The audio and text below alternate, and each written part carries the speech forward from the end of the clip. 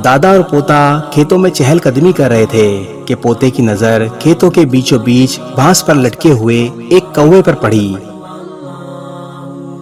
पोता भांस पर फांसी लगे हुए कौवे को देखकर बड़ा हैरान हुआ और अपने दादा से पूछा, दादा जान, ये कौवे को यहाँ क्यों लटकाया हुआ है?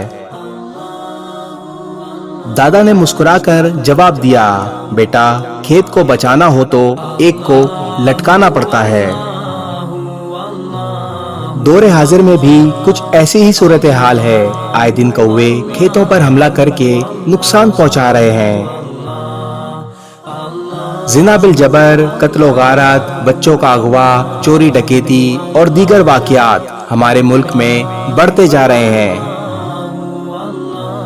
अगर मुल्क में सिर्फ एक बार शरई कानून पर अमल कर दिया जाए तो यकीन करें कोई भी शख्स जिना, कत्ल या चोरी करते हुए 10 बार सोचेगा।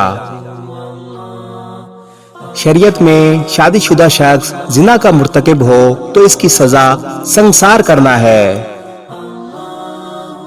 अब सोचें, शादीशुदा शख्स जिना का मुर्तकिब हो और इसको हजारों के मजमे में संसार किया जाए तो देखने वालों की रूह तक कांप जाएगी।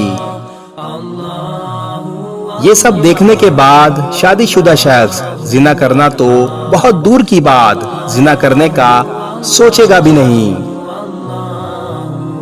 इसी तरह गैर शादीशुदा शख्स जिना का मुर्तकिब हो तो शरीयत में इसकी सजा 100 कोड़े हैं। अब गैर शादीशुदा के सामने किसी को 100 कोड़े पड़ जाएं तो इसके जहन से जिना का नाम तक मिट जाएगा।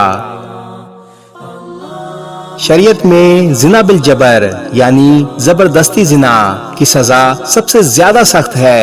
वो हुकूमत वक्त जो चाहे सख्त से सख्त सजा दे सकती है। इसी तरह अगर चोरी करने वालों के हाथ काट दिए जाएं तो चोर और लुटेरे चोरी करने से पहले 10 बार सोचेंगे। बात सिर्फ इतनी सी है, जब जुल्म को रोकना हो तो एक को लटकाना पड़ता है। इस वीडियो को शेयर जरूर करें। हो सकता है आपके एक शेयर से ये बात किसी के दिल में उतर जाए।